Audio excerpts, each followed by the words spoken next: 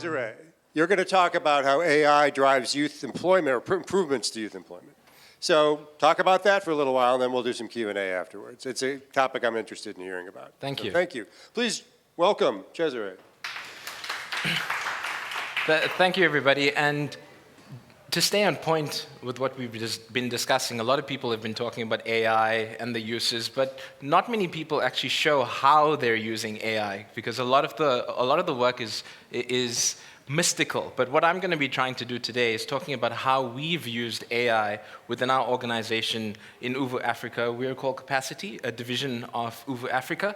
And our primary goal is to solve youth unemployment and solve for youth employment. And I'm going to also discuss about something in today's meeting. It's something that I've been working on for quite a long time in my career in ed tech, where ironically in ed tech, your education is the product and you're trying to, and your customer is your student or learner. And if you look at this slide here, what we've done within Capaciti, we've flipped that around by now making the product our candidate, and the client or the customer becomes the individual where the demand sits for the candidates that we have. So we've raised annually 146 million. So we've taken away that need for spending when it comes to getting candidates skilled and trained up. And it's invested into building their workforce and readying them for the workplace. So a lot of what we've been discussing before, venture capitalism, the businesses that need the workforce. There is a big gap in the industry, because if you look at standard economics, if you have a high supply, then what that would mean is that it would affect demand in some way. So we have an oversupply of individuals, of matriculants each year. We're sitting with the unemployment level of 32.9%, and in terms of students that have graduated, so these are students that come out of university, we're sitting with 220,000 individuals that come out of university able to be into the workforce and into employment. But the biggest issue that you will see, and I'll touch on the next slide, is if you look at the trends of what happens, so what this shows on screen here is the band of the individuals that I talked about. So you will see, sorry to those who can't see there, but you have your matriculants, your graduates, and other tertiary. What you'll notice is the big drop in COVID-19 when employment in most companies often went on a freeze, and then you start to see a pickup. One of the highest unemployment rates exist with individuals who have less than matric. But the other thing to note as well is that graduates themselves, although that you would think that they would be more ready to be into the workplace, also suffer with a high level of unemployment, often up to 10% of individuals within South Africa. And what this shows as well, it's not a single cycle, this is a continuous cycle. So if that unemployment exists, it's going to keep on compounding until the point where something's going to give in the market. Either it's going to be, as I mentioned, the demand or supply. And interestingly as well is that if supply is exceeding the demand in the industry, what you end up with is, which in some ways could be good, is individuals who actually at a low cost point. Because if the demand was higher than the individuals that are in there, then you would have individuals which cost a lot. And what we see, if you look at the trajectory of employment, is that as individuals become more skilled, then they become more expensive. So we deal particularly with youth unemployment for early level employment. So individuals from the ages of 18 upwards. And here's an interesting thing, is that South Africa in itself is very different to the way that the international markets operate. However, our education system is the same wherever you go into the world, and we've primarily adopted a lot of those practices that happen in international markets. An interesting thing as well, if we had to look at the cellular and mobile phone market, is that Vodacom internationally was the first mobile provider to offer prepaid services. Because when they tried to offer their contracts in South Africa, they weren't picking up the traction that they needed, so they had to build something that was going to work with the market in Africa. And the interesting thing is that if you look at what happens in the international market, science is often seen as the premium education that you would get, and then it goes down in different tiers between language, humanities, art, general life skills. And the interesting thing is that if you remember from the previous slide of the oversupply of talent, is that that's talent that's available to you in your businesses when you need. However, often what happens is the market and the demand in the market don't want that talent because they don't feel that they're ready enough to be effective when they get in. And there's a long cycle that's needed to get them ready for the employment and the work that's needed. So the interesting thing, to leave with this slide, is that what our education system does, it's basically giving them the fish. It's not teaching them to fish, because if you look at all curriculums, they always have a set outcome, they have set principles, set theories, but it's not allowing our youth and our children to be able to learn how to think by themselves. And often what happens is they have to learn how to fish when they enter the employment market, which is dawning on a lot of them. And it often takes a long time before they become actively able to do that, because the pressures needed when they get into employment outweigh the ability for them to harness the skills that they need.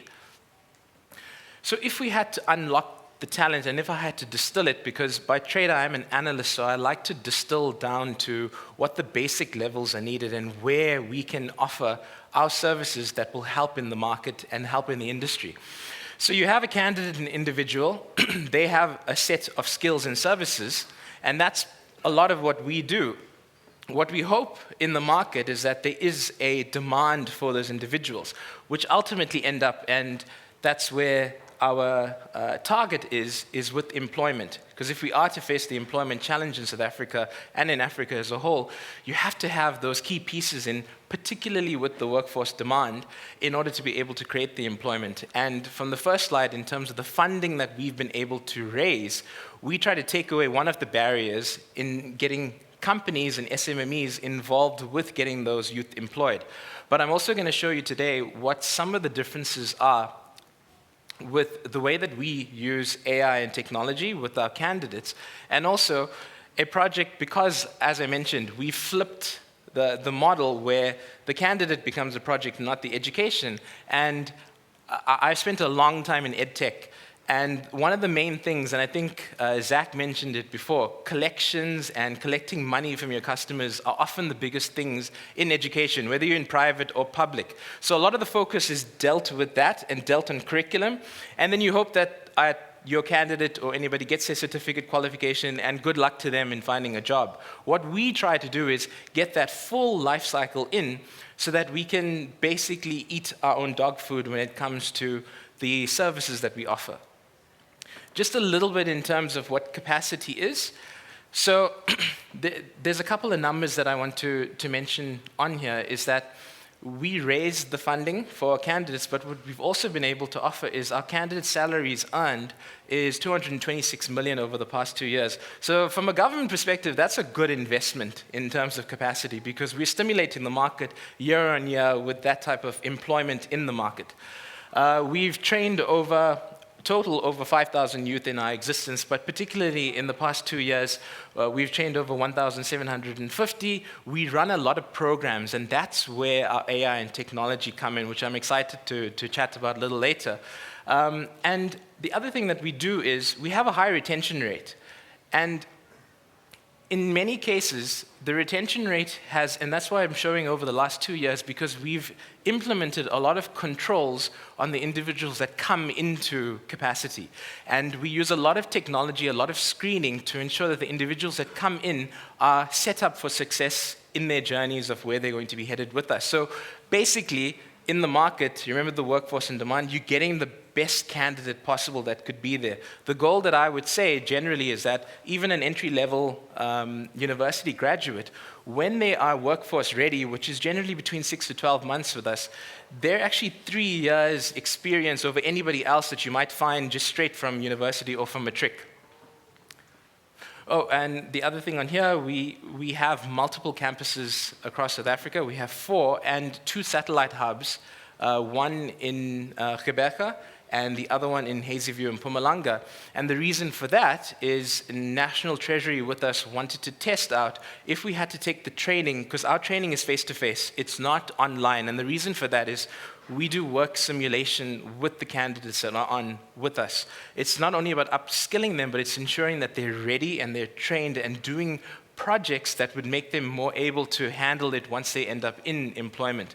So we're a face-to-face organization, and we find that that works best. Online training has its benefits, but our differentiator is the ability to have that hands-on ability with our candidates. Another thing that's been very interesting, our female participation, it's been growing year on year, not only because of market trends, but also because females are wanting to get more into tech and into more technology skills in the wider, broader market.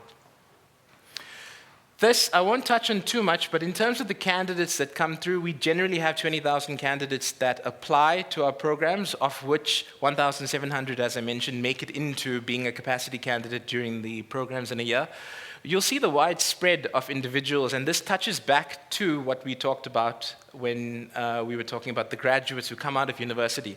A lot of our candidates that make it through the screening process are university graduates that are unable to find work and unable to find jobs. And what we then are able to do is take the individuals based on their skills level and put them onto various programs that we have. Another thing that we often find in the market is that, and I believe quite firmly, is that it's easy to teach somebody a technical skill, it's harder to teach them a soft or psychosocial type of skill. And one of the easiest ways, even in terms of self-reflection, which we are often quite hard on ourselves, is to think to yourself, how often do you like hearing your own voice note on your phone? And you might tell yourself that that might mean that you might not like hearing your own voice, but if you had to ask the person next to you whether they think you have a good voice or not, they'd probably say it's all right, you know? So we're often harder on ourselves, and what we try to do is create that type of self-reflection for the candidates based on the various types of training and skills that we uplift them to build their self-confidence. And like I said, because I come from the technical field, it's easy to train people technical skills, especially in today where we're ending up in a low-code type of environment. What you actually need people is to understand how workflows and how businesses operate in order to create value. What I want to touch on in this slide here, this is all our work is evidence-based. We're a data-driven first type of organization, and that's also required a lot from our funders that give us funding to help with the employability. But the interesting trend that you will see here, in fact, Zach mentioned the Big Five. The big three banks are one of our preferred, they use us as a preferred talent provider for them. We're still missing the two of the banks, which we'll probably work on a program with them hopefully soon, but ABSA is one of them. If you think as well, ABSA has their own graduate programs, but even with their graduate programs that they have, it's only meant for about 10% to actually make it into employment. And those are just dedicated programs that they have. They work with us for various departments that exist in their organization, specifically in tech, in order to get them work ready for whatever projects that they might be working on. But we've seen a big growth in the past 2 years with the SME market and the SMME. And the interesting thing as well is that with that funding that we showed there, that's a problem that we have that we need to solve. The demand needs to come from the market to us to say we need these types of individuals, because you know how costly it might be when you have to go and find the individuals yourself, when you're trying to build up your own company or your own organization, whether it's from an SMME perspective or an SME perspective. So is there demand to unlock the talent? Like I mentioned before, this is just some quick insights, but I actually want to go into something in terms of research on what I want to get into the point with AI and the future of jobs. So we have, in the past 6 weeks, we received over 3,200 applicants. 70% of them have a diploma or degree, which shows that there is something lacking in the market in terms of getting even graduates who are supposed to be skilled employed. 15% of those applicants have postgraduate qualifications, and we're working in the youth space of 18 to 29 years. The other thing that's interesting to find, and this is also something that's very close to heart for everybody that works at Capaciti, is a lot of the individuals are income earners for their households. So they really have the need to get employed. And yeah, maybe they couldn't start their own business, but their break to get out of the cycle in terms of their own family circumstances is to get a stable job. And the one thing that I found and why I'm so passionate is that if you do ever come to Capaciti and see the passion in the eyes of those candidates, you probably want to hire them on the spot just because you can see how much they can offer. And like I mentioned, we're data-driven. We can actually show you what they do once they end up in employment, because we don't only stop at the point of when they get their certification and they get employed. We track that while they're employed and in the employment industry. So, this is the World Economic Forum. This was released just about 6 weeks ago, and this is something for all of us to start to look at. So I'm going to test your eyesight as well. But what this shows is the fastest growing industry jobs in 2024. Weirdly enough, it's farm workers and it's other agricultural workers. So there's been a big shift in terms of agri-tech. And what we also need to be aware of in Capaciti, we need to prepare for the demand that comes a year from now or 6 months from now. We can't prepare for software developers that might be, in many cases, redundant by the time they need to enter the workplace. So they need to have a mixture of skills. Light truck and delivery services, we're all the reason as to why that is, because of the massive growth in e-commerce. So a lot of these start to make sense when you go down the list in order to see, and you can see that software developers, which was on the year before was number 1, has now moved to number 3, showing that the trend of AI is affecting the workforce, particularly for repeatable types of jobs like software developers. And when AI did come out as something that could be affecting businesses about 2 to 3 years ago, I was very worried about what that would mean for the job market for individuals who are currently in university or currently studying towards tech jobs because they want to be software developers. This is currently showing that they need to diversify their skills if they're going to be relevant, because nobody's just going to want a simple software developer. And this is showing it. The fastest growing technology jobs, so inside of that software skills or the tech skills, you will see that it's not software developers per se, people who can code and know how to code in the background. It's actually people who have knowledge in fintech, knowledge in big data, and the ability and what to understand from that means that you can't just know tech. You need to understand how tech has an effect on the industry or the business that you're working on to actually be a valuable resource to the organization. So this is also from the World Economic Forum survey that was done. And here's the thing, and you will see it if you go to fast food restaurants, post offices are closing down. And the reason is as well, you can see that the biggest declining jobs in the industry, and that's millions of jobs internationally. Africa was also included in this survey, is cashiers and ticket clerks. I mean, if you go to KFC nowadays, it's generally only 2 cashiers that are there. Everything else has moved to automated screens that you would pick up even in a McDonald's. So we're starting to see that a lot of the works that require a lot of repetition and basically process-oriented jobs are being replaced a lot. The benefit as well, I would say, is where AI has not been able to infiltrate just yet, and that's why I think we have at least a 5-year runway, even in terms of capacity for skilling up our graduates, is that jobs that have a very messy workflow and jobs that require a lot of collaboration with individuals are ones that are harder to be automated. In the same way that if you could automate your receptionist or if you could automate your secretary, you would use AI a lot for that. But what you might actually see is that it's harder to replicate those types of jobs as opposed to somebody who might have been your payment clerk in your organization or somebody dealing with finance.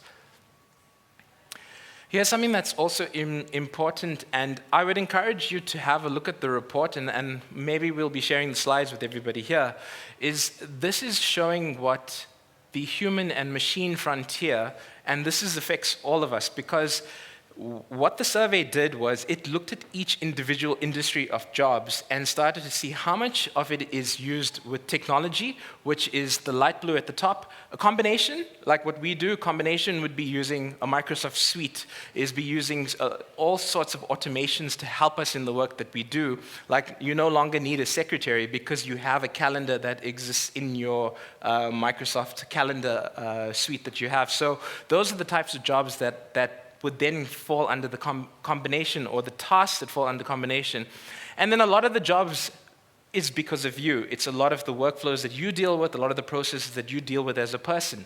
But if we move into 2030, it's going to affect a wide stream of those jobs, even the ones you're currently doing now. A lot of them are going to require less human intervention and more intervention by the combination and the technology. So no matter what industry that you pick, you're going to have some level of understanding of technology, AI, and all the supportive technology tools. Even if you are a farm worker, you will need to be able to know how to work with the PLC controller, work with devices that you're going to be using in your trade and your field. So we believe in youth. We believe in people who are youth. And this is how we use technology to accelerate a lot of what we do. And this is some of the stuff that I want to show you in terms of how we use it to get to where we need to be. Another thing that comes out of this is another report that's from the World Economic Forum, because we need our own roadmap to know where we want to head in 2030.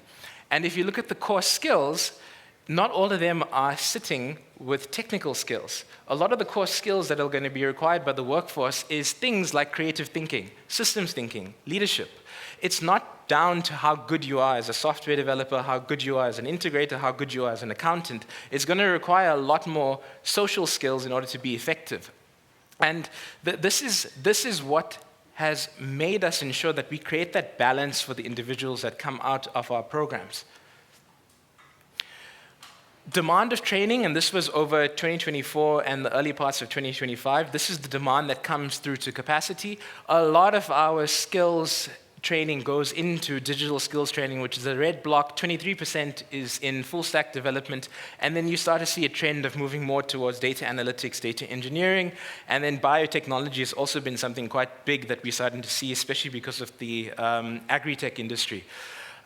What you'll see in terms of our certification spread is that a lot more organizations are looking for workflow operators and CRM specialists to sit on the first line support, as particularly in South Africa, and the reason is because we have a lot of BPOs, I'm saying true BPOs, not call centers, that offer services to international clients that sit on the Greenwich Meridian timeline. And that's why we've seen a big influx of that BPO sector in, which we've had to also respond to the market for. Our typical training pathway exists, and you'll see it as a 3-point step. It's a boot camp.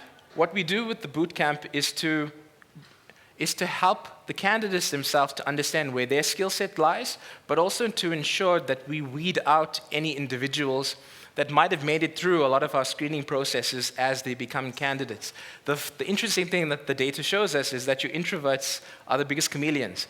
They're able to get through a lot of that, and not even AI can pick that up. So it requires the human touch, and that's where we have a lot of organizational psychologists that are part of the organization that are able to screen and monitor, and that's where I like why Microsoft called it Copilot and not Autopilot, because AI acts as your co-pilot for a lot of the things that you need to do in day-to-day work.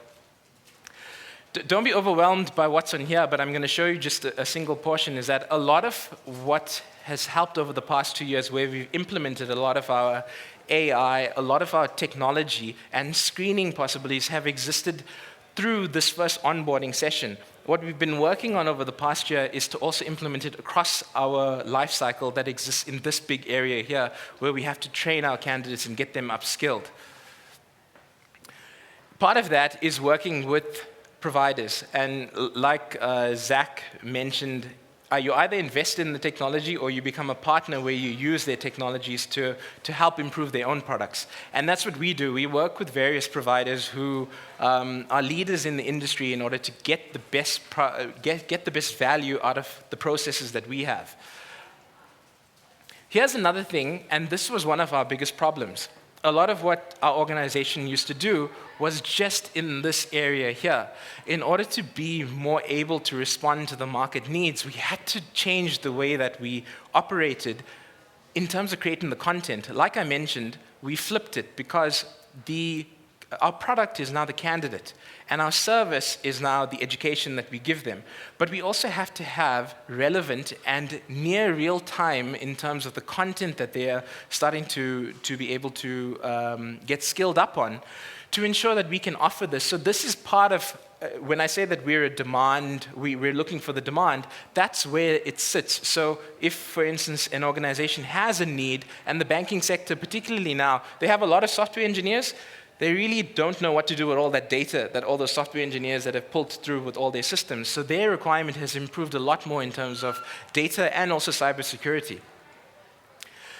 This is how we design our demand-driven academies. Is if you think of going to a traditional organization, they have a set number of courses, and it is what it is. You can't really change much. And also, if you are from the education industry, you know how difficult it is to work with educators who need to be adaptable to what the market needs. Because once they set a curriculum, that's probably it for the next 10 years until nobody applies for that course anymore.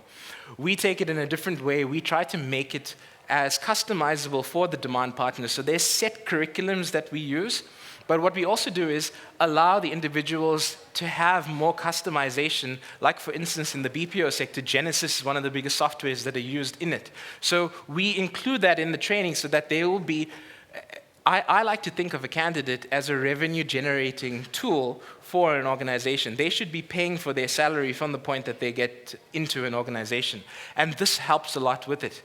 But there's another thing as well when you look at this, when you have to create so many custom curriculums and custom content, the biggest difficulty is that lead time in order to get to it, to be able to be ready for people to use, and then to also vet it and to understand, is it working the way that you want?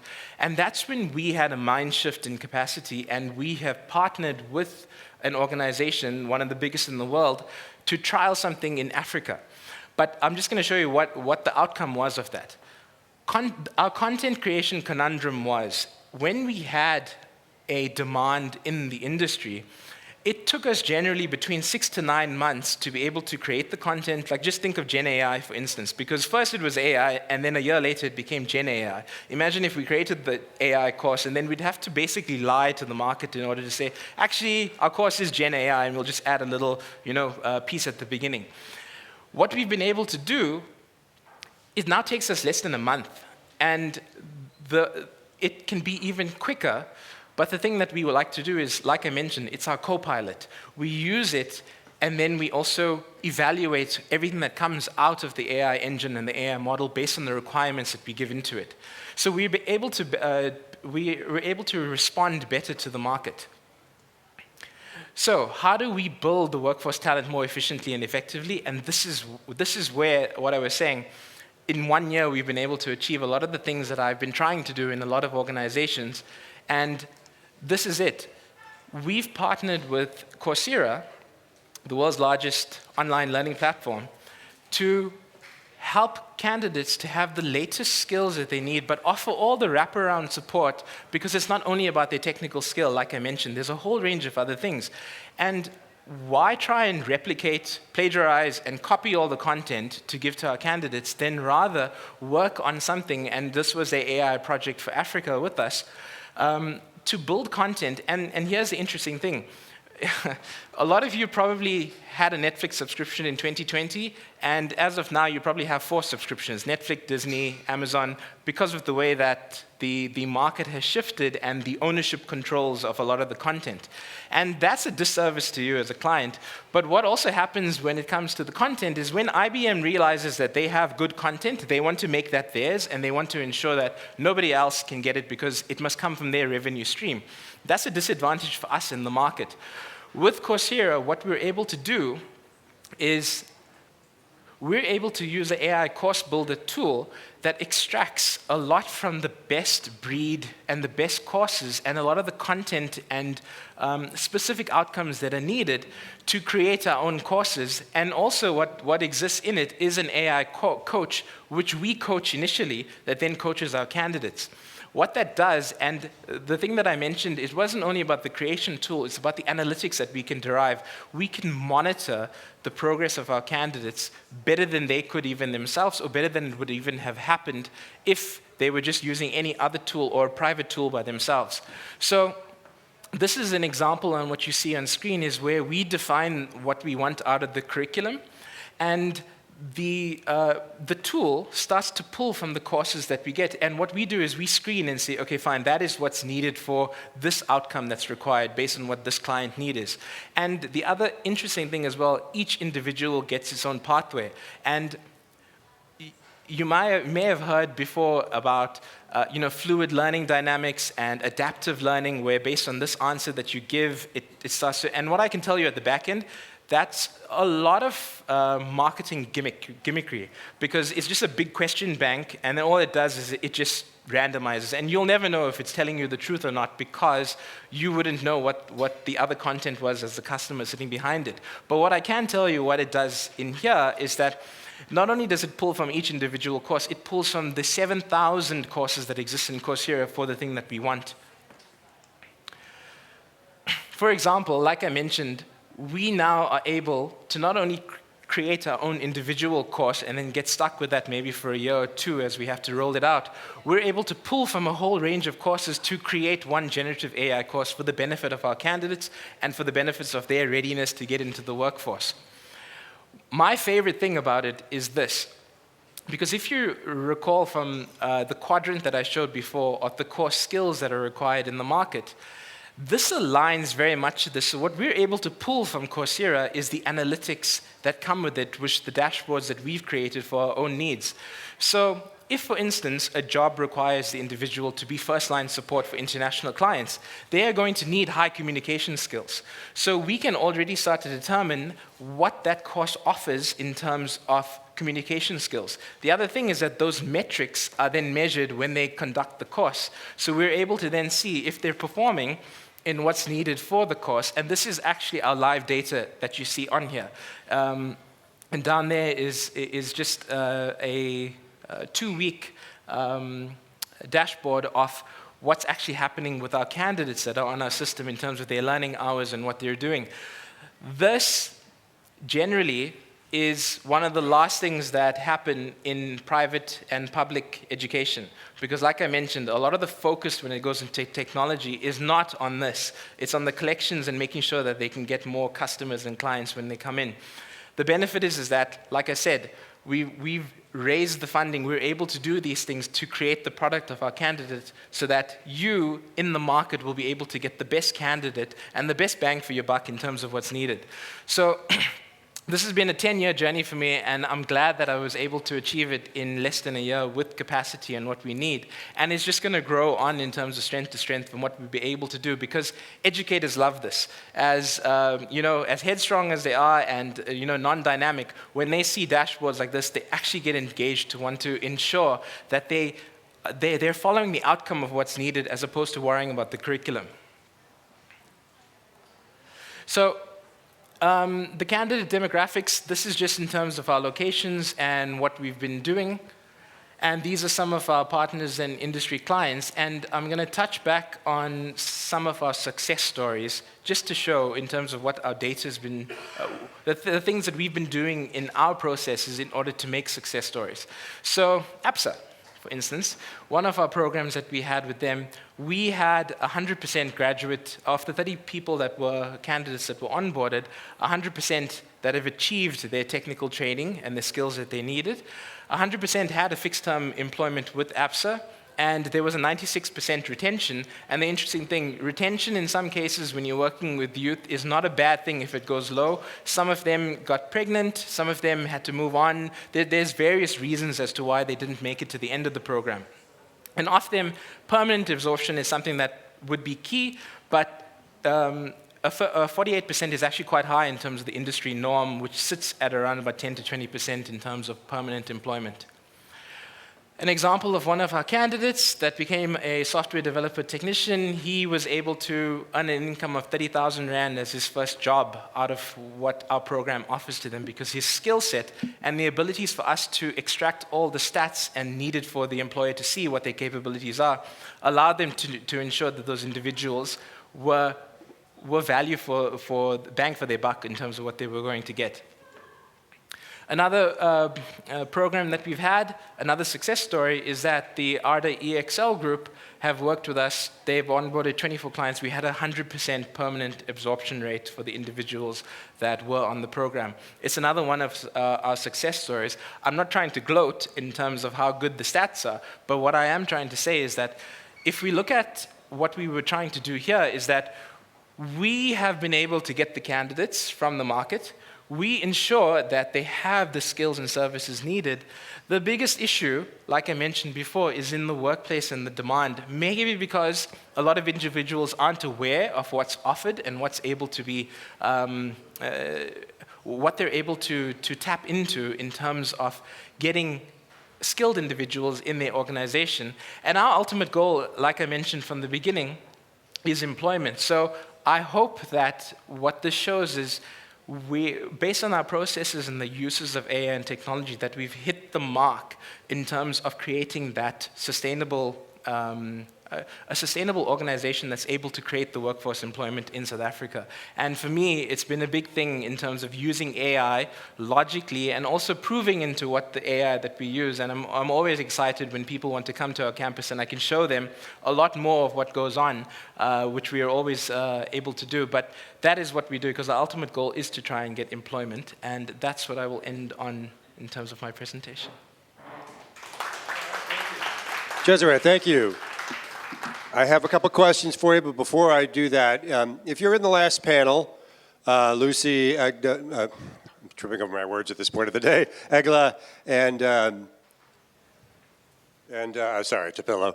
Could you please, if you're going to get a headset mic, step over here. Otherwise, just be ready to come on stage because we're working right through to the end. Sorry about that. So we talk about SMEs a lot here. You're talking about corporates being a sort of a resource for employment. Do you have thoughts on how you can apply this model in some way? Because my understanding is the biggest net gain for employment will be through SMEs in Africa. Exactly. How do you apply this process, or adapt this process to SMEs if it's possible? Or what are the, I can imagine many challenges in doing that, but talk about that a little bit. There are a lot of challenges in doing that, but I think actually because of the industry and what we've been working on in its infancy, we've only tapped into what the benefits that can be offered to the SME market. What you essentially get in the SME market is not only a skilled individual, you're getting an individual that often with our funding mechanisms that can be risk-free to you as they prove their worth in your organization. So we have certain mechanisms where you wouldn't even need to pay their salary up until that month 12 of their employment. So that's why there's a dirty word to use in that you can date before you marry or try before you buy. I know it's to deal with employment and life, but that is the truth because we offer those mechanisms and those are the types of words that stick. So SMMEs, and what we've actually found is that the individuals we have, like I mentioned, that passion that exists, they want to be a part of organizations that have the ability to scale. Because where they come in, they don't want to be there for too long. They want to be able to grow with their curiosity and with their abilities. So I think the SMME market is the untapped one, and we just need to have more engagements like this where we can explain to them that these are on offer for what they need in terms of demand. All right, so I had this conversation earlier, I forgot with whom at this point, but the whole notion of AI skills, like AI is a skill. And my sort of pushback to that is AI is the thing you turn to when you lack the skill. Correct. Maybe those things both can be true. I think they probably can to some level. How do you think about AI as a skill that you teach, if that is how you think about it? So that's the other thing is that there's a lot of facets to AI, and a lot of it has been muddied in the marketing gimmick because a lot of what you hear about AI come from the people that build the AI as a marketing tool. So they're telling you the benefits, but they're the ones that make the AI. So obviously it would be beneficial. What I would like to try and see is, particularly with our candidates, is AI is one of the tools in the technology industry and in the sphere that they can use. So you don't think in terms explicitly as someone who has AI skills? Not necessarily. As a job qualification? It would make them more marketable by saying that they Sure. have an AI skill, but for me, it's a tool that they have to have in order to be. It could be prompt engineering that they're good at. It could be knowing how to use AI functions within a particular technology suite like Microsoft and AWS to build code, to build solutions. So I think it's a lot broader from what is required, but what we try to do with our candidates is expose them to how they can use AI effectively. So essentially what AI is meant to do is, I know a lot of people call it Copilot, but I call it almost like it's a pocket guru. If you're going to be using ChatGPT. I think you should go copyright Pocket Guru. But once you leave here. But that's what they have. They have something that they can turn to when they need to ask it questions to help in their role and in their jobs. So there's a lot of facets to AI that can be used, and we're only in the infancy of its maturity to understand how it can be used. But what we want to make sure is that our candidates are able to use it effectively across the various levels of where it exists in technology. This may be a bit of a, by the way, if anyone wants to ask a question, please shoot your hand in the air and we will bring a mic to you. I probably will bring a mic to you at this point. You mentioned prompt engineer, and I noticed in the list of tech jobs, that wasn't one of them, or maybe I missed it. Well, prompt engineering, and like I don't think it is a job, to be honest. It isn't a job, it's a skill.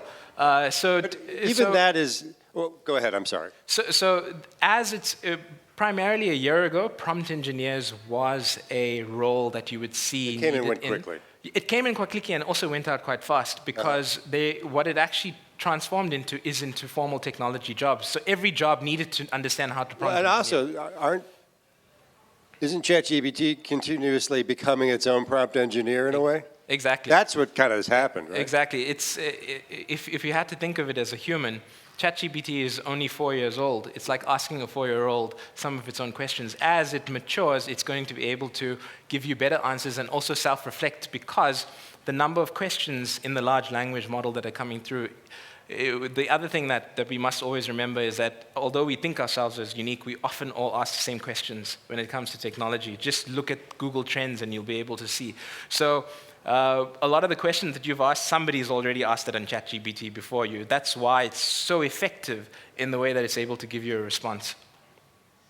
So, kind of building on that, you again list all these jobs and where the most employment is happening. What is your process for understanding what the next, say, 5 years looks like in job growth and career? I mean, is it just, are you making assumptions based on what's been happening, or how do you learn what the job of 5 years from now will be?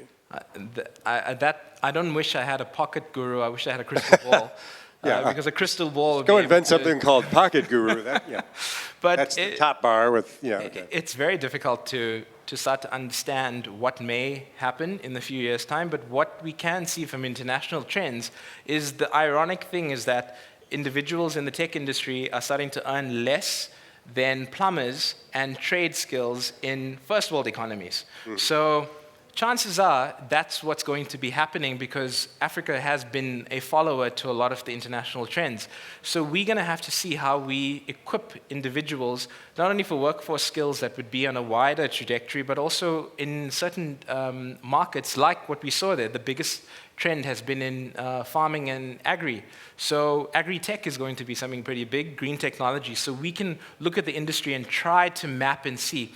But the other thing, and that's why we use the AI and technology to be adaptable. So if something is a hype, we're able to follow on that and then determine whether or not we'll be able to skill up people to be able to take on that hype when it's in its exponential growth.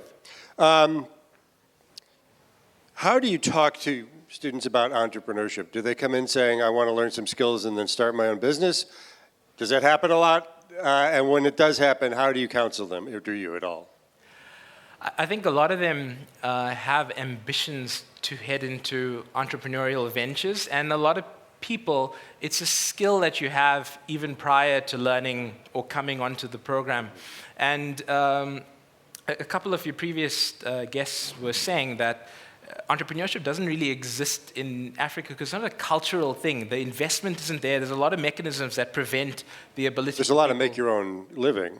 Exactly. Which I consider a form of entrepreneurship. Exactly. And we do have a lot of success stories. And what the UVU Africa group does have its own entrepreneurial division that deals with that, with individuals that need the seed funding, that need to be able to create tech, create their own informal businesses, etc. So what we do, if we see individuals with that type of skill, we skill them up on what they need, and then we're able to hand them off to our other divisions that can help with their seed funding.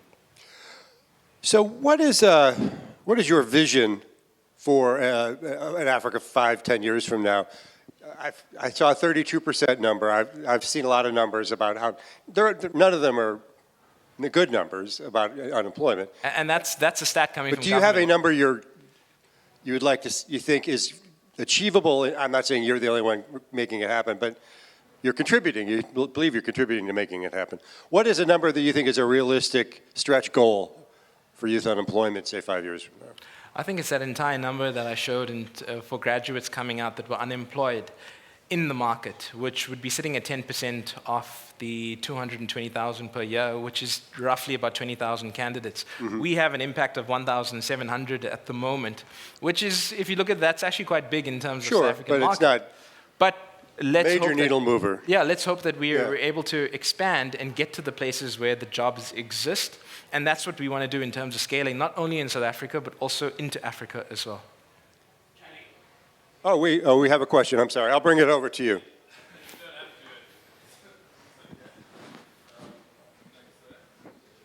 So this one is quite close to home. Up with SALT, global recruitment company. I've been within the career space, coaching recruitment for a decade and a half. And what we've, especially in the technology sector, and with the rapid advent of AI and the coding capabilities of it, you know, there's a bit of a panic in the industry in terms of, is this replacing the role? My question is more towards the educational side of things.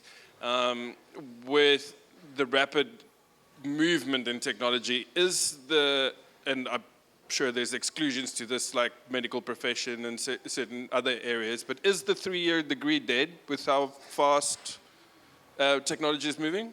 Let's keep it to the technology space, like a computer science degree, for example, or do we need to pivot and change it and make it look different? Like I shared on the first block there about Sir Ken Robinson, what he said is that it's interesting, everywhere you go around the world, they'll have different food, they'll have different cultures, they'll have different language, but education is all the same. You know, it's so weird that has standardized across the entire world.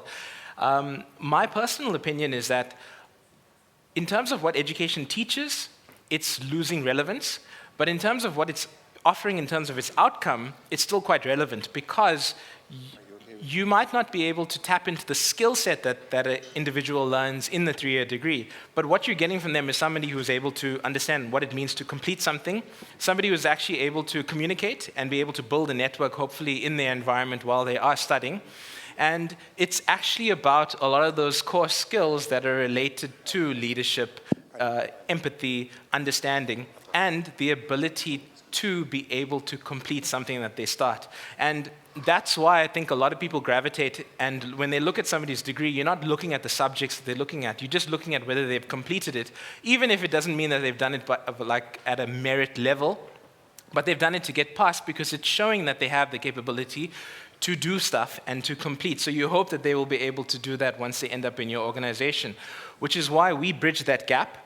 And in the aim that not only do you know that they're able to complete, they have a skill set so that they can be more aligned to what you need in terms of value for even if you are in recruitment. So you understand what your client needs, but maybe you're not 100% certain in that youth on whether they'll be able to actually achieve that. And I think, especially in recruitment, you would know the horror stories that exist, especially with getting young talent, which is why you need a portfolio of evidence before you can actually say that this person's worth, you know, the money that you put into them. All right.